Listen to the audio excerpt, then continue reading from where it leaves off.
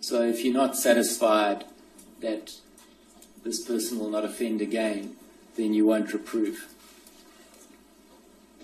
You'll disfellowship. Yes. And when the person's disfellowshipped, they then can still attend meetings and so on, but under some restriction, is that right? Under a lot of restrictions. Yes. And members of the congregation cannot associate with them socially. Socially or spiritually. Yes. But the person is still otherwise in the world and can associate with people outside of the church. Yes.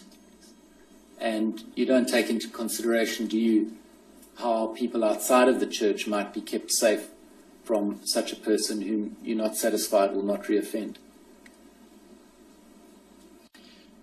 If they were outside the church and they were a close friend, I would tell them. Well, and how would you know if they're a close friend and they're outside of the church? No, if they were a close friend of mine. A close friend of yours? If I was. Yes. If I associated with them. Well, what about people who are not close friends of yours, others than outside of the church? You don't take any steps, do you, to protect them from this potential reoffending?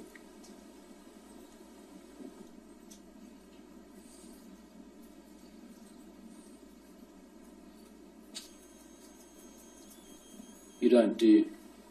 You're concerned with the congregation principally, Yeah, aren't you? we're concerned with the congregations. We are shepherds of the congregation. Yes, and you're not a shepherd to those who are not in the congregation. No. And as an organisation, in your experience, you don't seek to protect or take care of children who are outside of the congregation.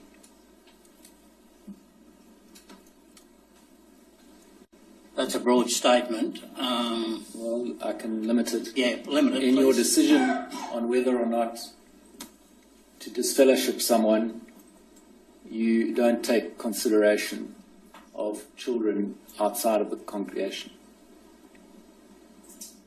Do take consideration of them, but what ability have we got to protect every child in Australia? Well, what you can do is you can report to the child protection authorities. And that is done in some cases. But generally it's not done, is it? No. It's not done unless there's a legal requirement for it to be done, is there? That is true.